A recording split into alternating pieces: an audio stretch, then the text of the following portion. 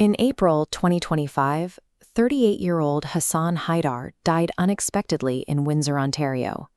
His story reflects a documented trend of sudden mortality among young parents in their peak earning years. To see how these events unfold, consider David, a composite 38-year-old Ontario father of two. For David's family, the sudden loss doesn't just halt their daily life. It triggers a severe, highly structured financial crisis that begins almost immediately. Without private insurance to act as a buffer, the families of deceased young fathers are routinely forced to turn to crowdfunding platforms like GoFundMe just to survive the first 30 days. Sudden mortality functions as a high-stakes legal and cash flow event, one that remains invisible to most Canadian families until the moment it occurs. The first financial pressure is the cost of final arrangements. In urban Ontario, where land scarcity has driven up cemetery fees, a full burial service frequently approaches $19,800. These are non-negotiable costs that fall on the survivors instantly. This bar chart compares those actual costs to the primary federal safety net. The Canada Pension Plan death benefit is capped at $5,000. For an average urban funeral, that leaves the family with an immediate $14,000 shortfall. Before the family can even access David's estate to cover these bills, they must pay the province. Ontario's estate administration tax is a mandatory 1.5% levy that the estate trustee must submit as a deposit just to begin the probate process. Financial institutions will freeze joint bank accounts and lock up assets as soon as they are notified of a death. These funds remain inaccessible until the tax deposit is paid and the probate process, which often takes 6 to 9 months, is finalized. This creates a paradox where a family can possess significant wealth on paper, but have zero liquid cash to buy groceries or pay the mortgage in the first week. If the family manages to clear the initial probate hurdles, they enter a long-term economic squeeze. By months 2 through 12, the baseline cost of living for a family of 4 in Ontario can reach $8,200 per month.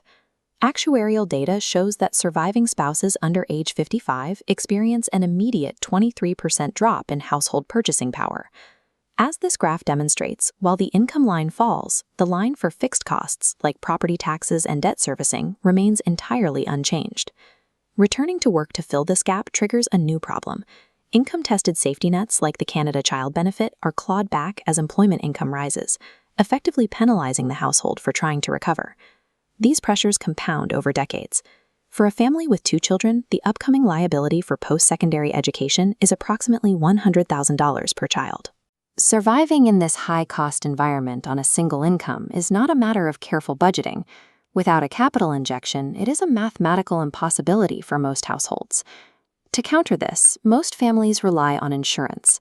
But when we subject standard insurance strategies to an actuarial stress test, the default choices often fail to meet the actual need.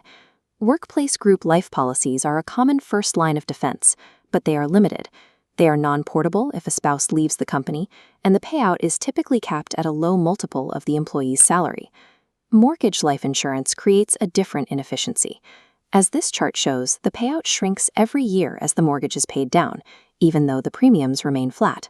The money goes directly to the bank, leaving the family with no cash for tuition or groceries.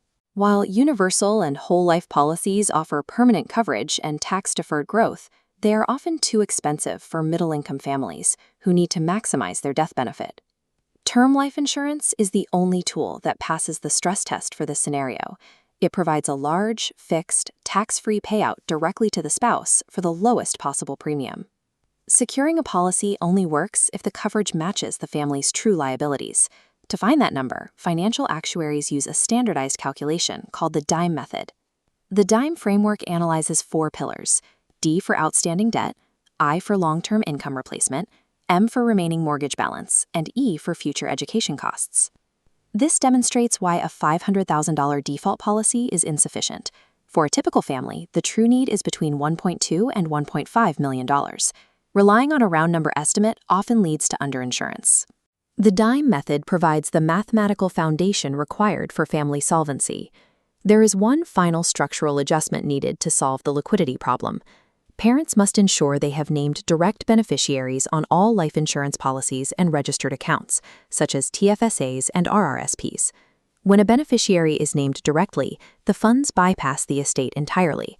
This legally avoids the 1.5% estate administration tax and prevents the money from being caught in the 6 to 9 month probate freeze, providing the family with instant liquidity. While we cannot predict a tragedy, we can use these structural tools to manage the financial aftermath. By organizing these assets today, you ensure that if the worst happens, your family can focus on healing instead of fighting for their basic financial survival.